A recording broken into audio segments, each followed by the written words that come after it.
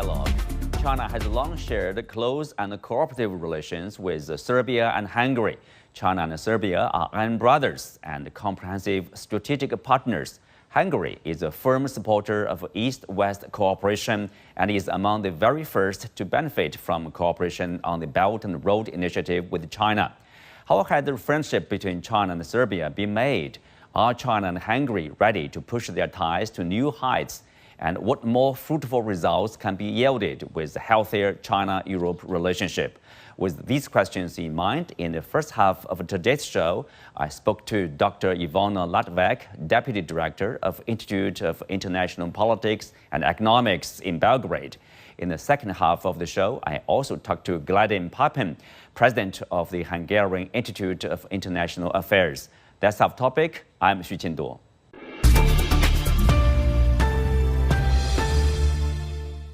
Welcome to Dialogue, Dr. Lađevac. China is willing to strengthen high-level exchanges and cooperation with Serbia so as to push the bilateral ties to new heights. So what is your understanding of a possible new heights of China-Serbia relationship, which is already very strong? Yes, I can agree with you. Maybe someone outside of the Serbia and China could wonder how it is possible to make stronger relations than existing now between China and Serbia. But I think there is a lot of things that we can do together. Because first of all, we should also struggle within the United Nations for the respect of the international law, which is very important for Serbia and China as well. But also we can do a lot in deepening more areas of our cooperation. You know, our political ties are very, very strong, of course, but we can do more for our economies. And those are the areas of maybe artificial intelligence in which we can cooperate more, and some other areas like tourism, or to work more about the education and exchange and this strengthening people-to-people dimension of our bilateral relations. Chinese President Xi Jinping met Serbian President Alexander Vučić. President Xi Jinping called Serbia an, quote, ironclad friend of China. You know, that is a very, of course, impressive characterization of this bilateral relationship. Tell us, what's your understanding of this ironclad friendship between the two countries? You know, this is something that really connects China and Serbia through all these decades, because since we establishing diplomatic relations, we really have excellent political ties. And during the 2000s, there was a recognition of Serbia as a friend because China decided to make an agreement of strategic partnership with Serbia, which was at that moment the eighth agreement of that type in the world. And this shows us here in Serbia how China respects us. And on the basis of that strategic agreement, we started to build more, to work more on developing of our relations. And this ironclad friendship turned to be the real one during the pandemic, you know, when Serbia was the first country in the world that received vaccines, and not only the vaccines from China as medical assistance, but also China sent the team of their medical experts. And they came here initially for 2 weeks, and then at the end they stayed here 2 months to help our medical workers to cope with this pandemic. Mm-hmm. Well, of course, also late last year, actually in October, the two countries signed a free trade agreement. People would say that's the first one, you know, China signed with a Central and Eastern European country. Of course, there's also agreements, you know, signed with the Chinese companies in terms of infrastructure construction. For example, this you know, Chinese central bank and also their counterpart from Serbia. They signed an MOU on establishing this yuan, the Chinese currency, clearing arrangements in Serbia. Tell us what do those arrangements mean to this economic and trade relationship between the two countries? All these agreements that were signed during the third forum of the Belt and Road Initiative opens a new era in relations between Serbia and China, because you're audience may know that Serbia is participating within the Belt and Road Initiative, but also within this China CE countries a model of cooperation since 2012, when this initiative also started. So far, Serbia really have excellent presence of Chinese companies here, and they helped us a lot in developing our economy. But this free trade agreement also means a lot because there is a possibility to exchange trade and all the goods without tariffs.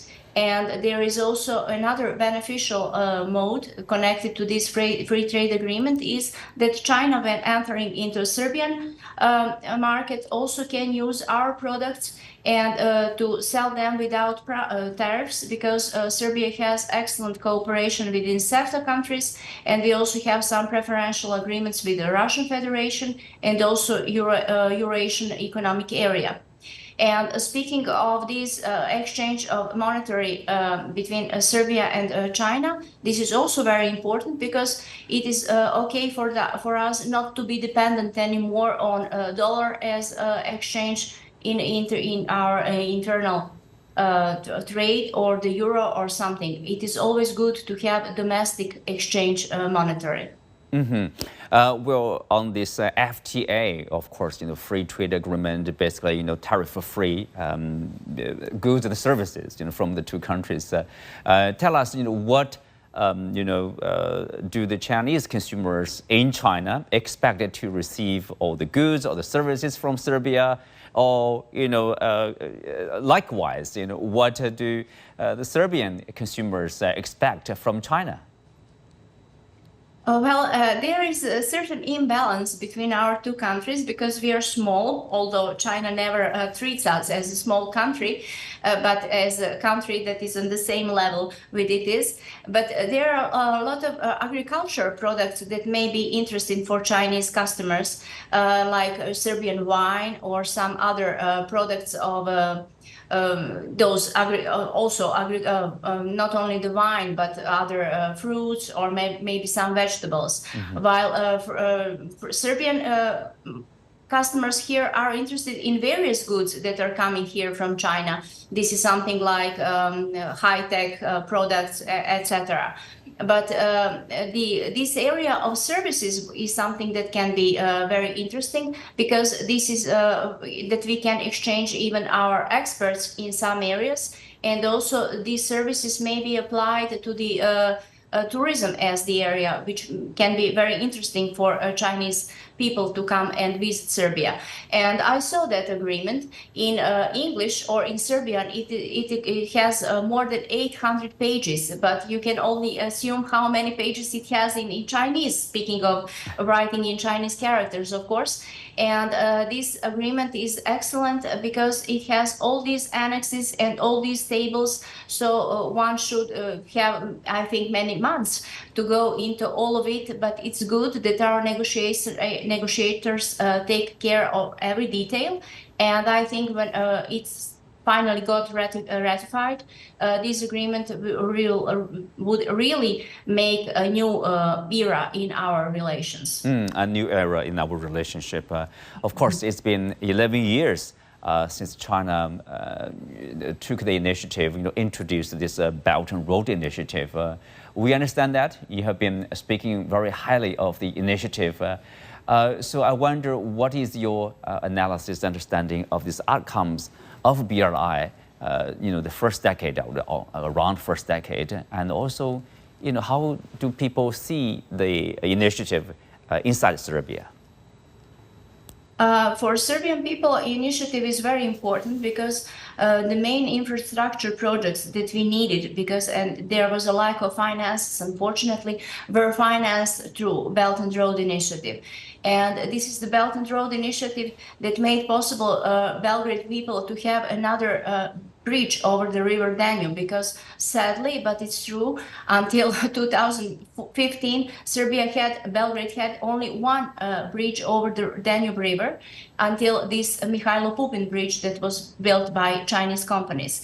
But not only that, because there is also this very important railway that connects Serbia and Hungary. but even further, it connects Greece with the rest of the North Europe and Central Europe. And this is also something that was financed through the Belt and Road Initiative. In Serbia, almost the entire project has been finished.